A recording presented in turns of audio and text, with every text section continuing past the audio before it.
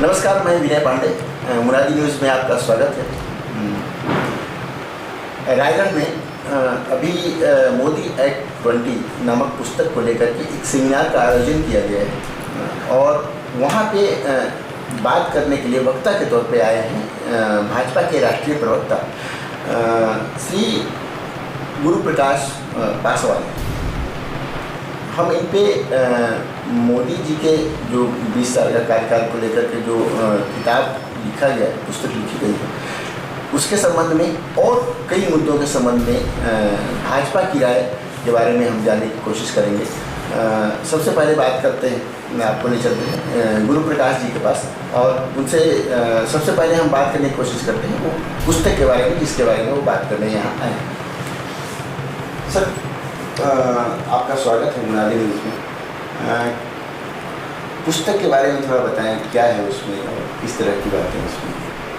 देखिए, मुरादी न्यूज़, विनय जी आपका आभार कि आज रायगढ़ पे मुझे आपके माध्यम से ये अवसर प्राप्त हो रहा है कि यहाँ के लोगों से मुखातिब हो सकूँ। मोदी एक्ट 20 ये हमारे यशस्वी प्रधानमंत्री श्री नरेंद्र मोदी जी की जीवन यात्रा। हालांकि 50 वर्षों से अधिक का उनका सामाजिक जीवन रहा है, उनको कुछ शब्दों में एक पुस्तक में या एक इंटरव्यू में बयान कर पाना असंभव है। लेकिन पूरे विश्व को यदि आप देखें, पूरे विश्व की राजनीतिक व्यवस्था यदि आप देखेंगे तो आप पाएंगे कि in the history of world politics, विश्व राजनीति के इतिहास में democratically elected head of state, लोकतांत्रिक तरीके से चुना हुआ कोई हेड ऑफ स्टेट यदि है तो ये रिकॉर्ड सबसे लंबे वर्षे तक पहले बिल क्लिंटन के पास था, जो कि यूएस के राष्ट्रपति रहे। उससे पहले वहाँ स्टेट में गवर्नर थे। अब मोदी जी गुजरात चीफ मिनिस्टर और भारत के प्रधानमंत्री के रूप में उनके 20 वर्षों से ऊपर का कार्यकाल हो गया है। तो इनके कार्यकाल में जो महत्वपूर्ण निर्णय लिए गए, जो पॉलिटिकल लैंडस्केप में परिवर्तन आया है, उनकी जर्नी को, उनके अलग अलग पॉलिसी फेसेट्स को अलग अलग चैप्टर्स में बयान करती हुई ये पुस्तक है, जिसपे आज रायगढ़ में हम लोग कार्यक्रम करने वाले हैं। यहाँ पे इस कार्यक्रम में छत्तीसगढ़ के पूर्व मुख्यमंत्री डॉक्टर रमन सिंह जी भी रहने वाले हैं और बड़ी संख्या में रायगढ़ के नौजवान, बुद्धिजीवी, वकील, पेशेवर, पत्रकार सब लोग आने वाले हैं। तो ये परिचर्चा है मोदी जी के जीवन काल पे और उनके जीवन से प्रेरणा लेकर के हम सार्वजनिक जीवन में, पब्लिक पॉलिसी में, पॉलिटिक्स में, लीडरशिप में और बेहतरी कैसे कर सकते हैं, उसके लिए इसी पृष्ठभूमि से ये कार्यक्रम का आयोजन किया गया। हाँ सर, सबसे बड़ा डिस्प्यूट तो गुजरात मुंबई, तो उसके दाग अभी तक धुले नहीं बताए। नहीं, ये देखिए, ये आपकी व्यक्तिगत राय हो सकती है, लेकिन हम जिस लोकतांत्रिक और संवैधानिक व्यवस्था में रहते हैं, उस लोकतांत्रिक और संवैधानिक व्यवस्था में संविधान हमारा सर्वोपरि है। अब ऐसे तो हम लोग 130 करोड़ लोग हैं, 130 करोड़ लोगों की 130 करोड़ मतें हो सकती है, लेकिन हमारे यहाँ न्यायपालिका है, विधायिका है, संचायिका है। अभी supreme court of India, Bharat के सर्वोच्च न्यायालय में वो निर्णय आया है जो कि पब्लिक डोमेन में है, सार्वजनिक जानकारी सबके पास उपलब्ध है, किस प्रकार एक संस्थागत, एक योजनाबद्ध कैंपेन के तहत मोदी जी के ऊपर अनर्गल, अनावश्यक, बेबुनियाद और निराधार आरोप लगाए गए थे। ऐसा हम नहीं कह रहे हैं, ऐसा सुप्रीम कोर्ट ने कहा है, ऐसा माननीय सर्वोच्च न्यायालय ने कहा है। तो उस समय जिन लोगों की सरकार थी, कांग्रेस पार्टी ने जो अटैक किया था, एक सिस्टमैटिक और इंस्टीट्यूशनल अटैक किया था नरेंद्र मोदी जी के व्यक्तित्व के ऊपर, उससे साफ हो गया, उससे दूध का दूध, पानी का पानी हो। लगभग ऐसे ही सवाल उठाए जा रहे हैं अभी जो हो रहा है। CBI, इनकम टैक्स छापे वही पड़ रहे हैं जहाँ पे आपके लोग नहीं हैं, आपके समर्थक जो अलायंस पार्टीज नहीं है, जो आपकी विरोधी पार्टीज हैं, उनका ईडी उन्हीं को निशाना बना रही है, CBI उन्हीं को निशाना बना रही है। ये तो एलिगेशन है ना सर अभी? नहीं, देखिए, निश्चित रूप से अब आप एलिगेशन की बात करते हैं तो मैं आपका ध्यान आकर्षित करना चाहता हूँ। अब ईडी कब बना? ईडी 1956 में बना। CBI कब बना? CBI कोई 2014 के बाद बना, ऐसा तो है नहीं। और जब कांग्रेस पार्टी के लोग ये इंस्टीट्यूशंस के अब्यूज, संस्थानों के दुरुपयोग की बात करती है तो मुझे हंसी आती है। माननीय सर्वोच्च न्यायालय में 2013 में कहा था कि सीबीआई पिंजड़े में बंद तोते की तरह है। CBI is like a caged parrot. और ऐसा तो प्रणब दा ने अपने आत्मकथा में भी लिखा है। प्रणब मुखर्जी भारत के पूर्व राष्ट्रपति, उन्होंने अपनी पुस्तक में लिखा है कि किस प्रकार एजेंसी का दुरुपयोग होता था। कांग्रेस के समय होम सेक्रेटरी थे जीके पिल्लई साहब, उन्होंने बोला है कि किस प्रकार उन पर दबाव बनाया गया था। तो उस डिबेट में जाने का अर्थ नहीं है। इस बार ये कहा जा रहा है कि तोता उड़ी गया है पूरा। ये आपकी व्यक्तिगत राय हो सकती है, लेकिन जो आंकड़े हैं, जो आंकड़े पब्लिक डोमेन पे है, वो तथ्य और तर्क के आधार पे अपन बात करें तो ये पता चलेगा कि ईडी ने 1 लाख करोड़ से अधिक की संपत्ति अटैच की है। 900 से अधिक ऐसे इंडिविजुअल्स हैं जिन पे प्रोसिक्यूशन हो रहा है, जिन पे अदालती कार्रवाई चल रही है। तो सारे के सारे 900 लोग जो है वो विपक्ष के हैं। मैं ऐसा नहीं मानता हूँ, कुछ लोग हो सकते हैं विपक्ष के हो। और ईडी जब कोई कार्रवाई करती है तो देश ने नहीं देखा क्या पश्चिम बंगाल में किस प्रकार नोटों का पहाड़ बना हुआ था।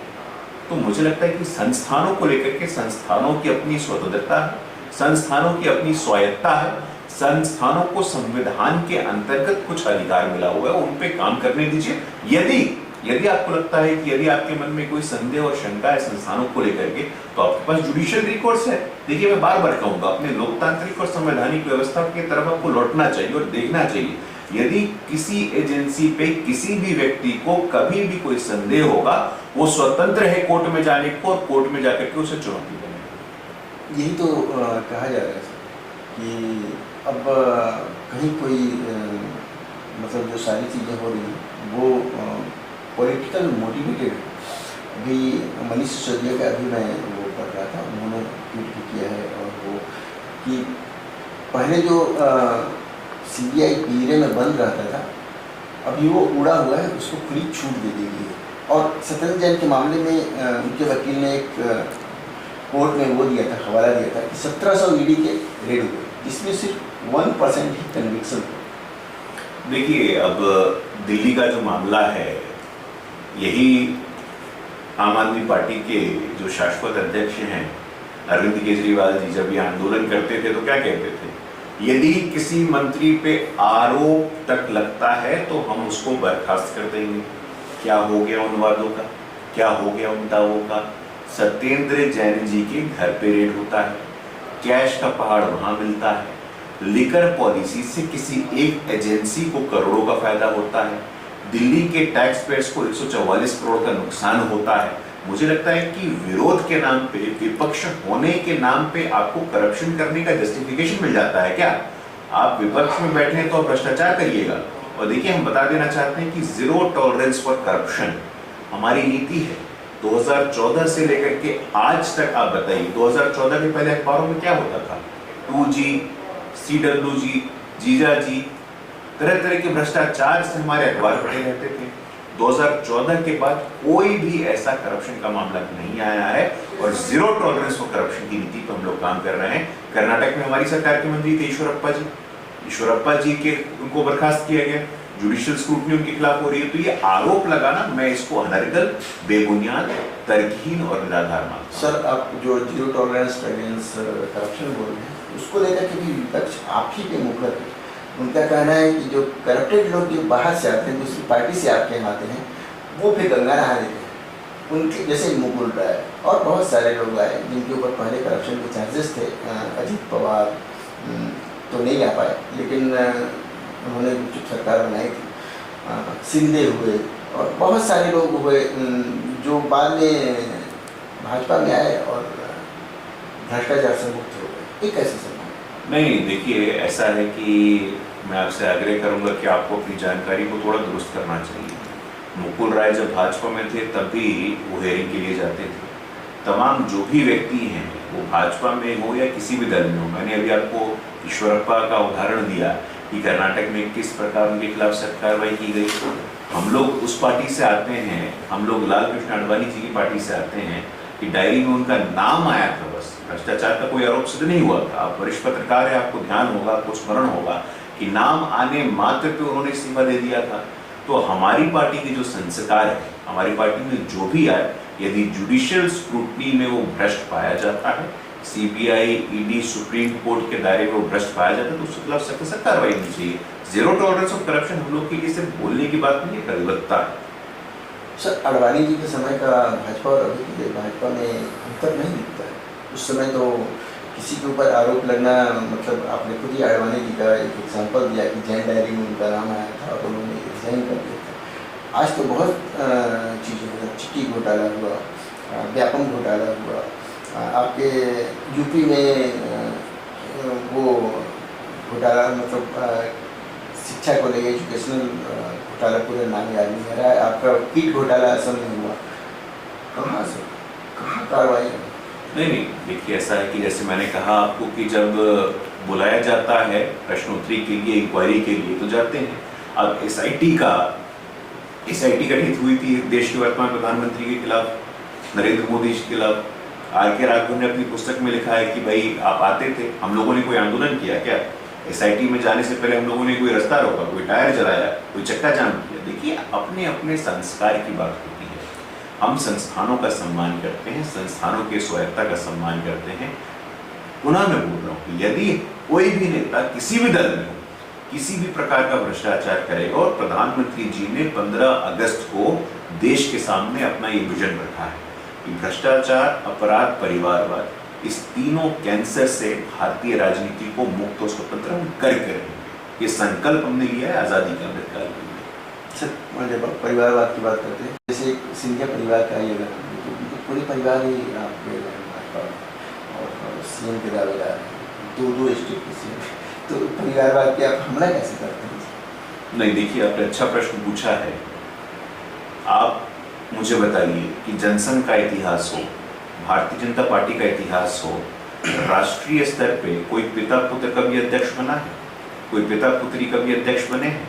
राष्ट्रीय स्तर छोड़िए, मैं चुनौती देता हूं आपको या कोई भी व्यक्ति को सार्वजनिक चुनौती देता हूं कि आप मुझे एक तथ्य बताएं कि प्रांत के स्तर पे, प्रदेश के स्तर पे और राष्ट्र के स्तर पे जनसंघ से लेकर के आज तक कोई भी परिवार का 2 व्यक्ति हमारे यहाँ कोई संगठन का हेड नहीं हुआ है, संगठन का अध्यक्ष नहीं हुआ है।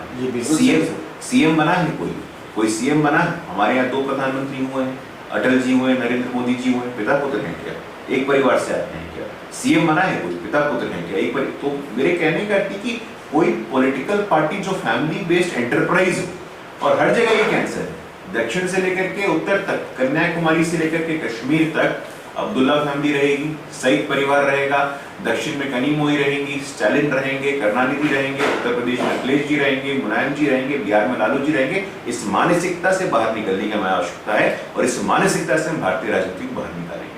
ऐसे ही सवाल मैंने एक कांग्रेस लीडर से पूछा था, तो उन्होंने सवाल मेरे से पूछा था, मैं आपसे पूछ रहा हूँ। सर, परिवारवाद तो नहीं, संघ से लेकर के आपने भाजपा में जो बताया वो तो सही है, लेकिन हमेशा समय सर जब कोई सरसंघ संचालक बनता है तो उचित पावनी ब्राह्मण ही, पार्टिकुलर एक ब्राह्मण होता है कि पावनी ब्राह्मण, वही लोग क्यों बनते हैं? एक्सपेक्टेड रज्जू भैया, राजेंद्र सिंह रज्जू भैया, तो वहाँ पे सर एक ही कास्ट के लोग जो आपस में रिश्तेदार भी, वही लोग क्यों बनाए जाते हैं? वो सवाल उन्होंने पूछा था, मैं आपको। नहीं, देखिए बिल्कुल आप स्वतंत्र हैं हर प्रकार के सवाल मुझसे पूछने के लिए, लेकिन पहले तो मैं आपसे आग्रह करूंगा कि वो सब चित्पावन ब्राह्मण नहीं रहे हैं। सब अलग अलग ब्राह्मणों में ही अलग अलग भी होते हैं, वो अलग रहे हैं, वो सब चित्पावन ब्राह्मण नहीं रहे हैं। ये समझना कि उसमें कोई देशस्थ है, कोई अलग क्षेत्र का है। और देखो, संघ का जो काम है, वनवासी कल्याण आश्रम का जो काम है वनवासी समाज के लिए, आप मुझे बताइए, एकल विद्यालय का जो काम है, आज दुनिया का सबसे बड़ा और सबसे पुराना छात्र संगठन अखिल भारतीय विद्यार्थी परिषद, दुनिया की सबसे बड़ी political party Bharatiya Janata party, देश का सबसे बड़ा श्रमिकों का संगठन भारतीय मजदूर संघ, देश का सबसे बड़ा किसानों का संघ भारतीय किसान संघ। यदि हमारा जो अप्रोच है, हमारा दृष्टिकोण सर्वांगीण नहीं होता, संघ का दृष्टिकोण सर्वांगीण नहीं होता, तो मुझे नहीं लगता है कि ऐसा होता। हम देश दुनिया पे आज एक उदाहरण प्रस्तुत कर रहे हैं, एक रोडमैप प्रस्तुत कर रहे हैं और संघ के 100 वर्ष पूरे होने वाले हैं।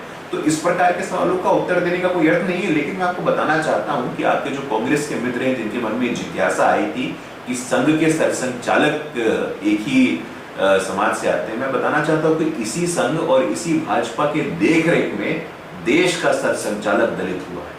देश का सरसंघचालक पहली बार राष्ट्रपति कोई बना है तो आदिवासी समाज की महिला बनी है, तो वो ज्यादा मायने रखता है। आपके समय तो नहीं हुआ, 75 साल लग गए आदिवासी समाज की महिला को संविधान के सर्वोच्च पद पे पहुंचाने के लिए। मुझे लगता है कि आपको आत्मचिंतन करने की आवश्यकता है, आपको परिवार के आगे देखने की आवश्यकता है। सर 2 और सवाल रह जाते हैं। दो बर्निंग केसेस हैं जिसको लेकर एक ब्रिटिश मानव प्रकरणों में 11 लोगों को गुजरात सरकार ने छुड़वा लिया। इसके बाद उनका सम्मान किया गया सार्वजनिक रूप से, और एक भाजपा के विधायक ने कहा चूंकि वे ब्राह्मण थे इसलिए वे संस्कार नहीं, इसलिए उनको छुड़ा गया। देखिए, ये सुप्रीम कोर्ट का निर्णय है और न्यायपालिका को पूरी स्वतंत्रता है। जहाँ तक आप जिस विधायक जी की टिप्पणी की बात कर रहे हैं, ये पार्टी का कोई वैचारिक अधिष्ठान नहीं है, ये उनकी व्यक्तिगत राय हो सकती है, इसका पार्टी से कोई संबंध नहीं। राजस्थान में सरस्वती विद्या मंदिर में जो उसके ऊपर तो ये बहुत दुखद है, बहुत दुर्भाग्यपूर्ण है, और राजस्थान आज के तारीख में अनुसूचित जाति समाज के लोगों के लिए एक नर्क बन गया है। हर रोज इंद्र मेघवाल की गलती क्या थी? कक्षा तीसरी का छात्र 9 वर्ष की आयु, उसकी गलती क्या थी? उसको इतना मारा गया। इसे मैं संस्थागत हत्या मानता हूँ। राजस्थान की सरकार का फेलियर है। कन्हैया लाल इसी प्रकार से, अनीता रायगढ़ दलित शिक्षिका, उनको जिंदा जलाने का प्रयास किया गया। देखिए, राजस्थान में जिस प्रकार का वातावरण बना है और वहाँ के जो माननीय मुख्यमंत्री हैं, उनके पास राजस्थान छोड़ करके बाकी सभी चीजों के लिए समय है और शक्ति है और साधन है। गुजरात में जाते हैं वो कैंपेन करने के लिए, दिल्ली आ जाते हैं भ्रष्टाचारियों के बचाव में। तो मुझे लगता है कि राजस्थान के मुख्यमंत्री उनको अपने स्टेट पे फोकस करना चाहिए। मैं आपके माध्यम से विनम्रता पूर्वक उनसे आग्रह करूंगा, पूरी विनम्रता से मैं आपसे आग्रह करता हूं कि अपने स्टेट को दलितों के लिए, आदिवासियों के लिए और पिछड़ों के लिए रहने लायक बनाइए, नहीं तो इतिहास आपको माफ नहीं करेगा। सर, इसी पर एक वो नहीं करता है, एक सवाल उठाया था कुछ लोगों ने यहाँ पे कि जब मामला कन्हैया लाल का हुआ था तो बहुत शोर मचाया गया था सब तरफ से, लेकिन वो इंद्र मेघवाल को लेकर के उस शिद्दत के साथ पार्टी खड़ी नहीं हुई, क्योंकि वो सरस्वती विद्या मंदिर वो RSS के उसके संचालन में देखते हैं।